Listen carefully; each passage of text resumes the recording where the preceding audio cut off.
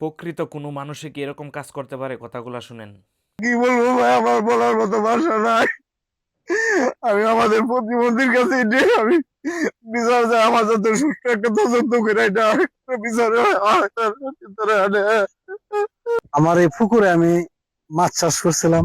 আমার একটা স্বপ্ন ছিল, তিল তিল করে আমি এই স্বপ্নটা বাস্তবে পরিণত করতে চাইছিলাম, আমি পারি নাই। আজকে আমার পুকুরটার মধ্যে কে বা কারা আমার পুষ্করিটার মধ্যে বিষ দিয়ে দিচ্ছি। আমার সবগুলা মাছ একবারে মারা গেছে। আমরা দুই ভাই মিলে একসাথে এই ব্যবসাটা করতে চাইছিলাম, কিন্তু পারলাম না। আল্লাহ আমরা তৌফিকে দিল না। তবে এই মাছ বিক্রি করে আমি একটা ঘর বানতাম, আমার ছেলে মেয়ে নিয়ে। এই ঘটনাটা ঘটছে কিশোরগঞ্জ কুলিয়াছড়ে। আর এই ঘটনাটা যারা ঘটাইছে এরা হচ্ছে মানুষরূপী জানোয়ার। মানুষে মানুষে দ্বিধাদ্বন্দ্ব থাকতেই পারে, তার মানে এই নয় যে পুকুরের মাছ বিষ দিয়ে মেরে ফেলতে হবে। দুই ভাই মিলে ব্যবসা করছিল মাছের, তারপরে কে বা কারা জানি বিষ দিয়ে মাছগুলা সবগুলা মাছ মেরে ফেললো। ভাই আপনারা কষ্ট নেবেন না, আল্লাহর উপর ভরসা রাখুন, রিজিকের মালিক আল্লাহ। আর এই কাজগুলো যারা করছেন আপনারা ভাইবেন না ছাড় পাইয়া যাবেন। এই দুনিয়াতে ছাড় পাইতে পারেন, কিন্তু পরকালে টিকে এটা জবাব দিতে হবে। আল্লাহ ছাড় দেয় কিন্তু ছেড়ে দেয় না।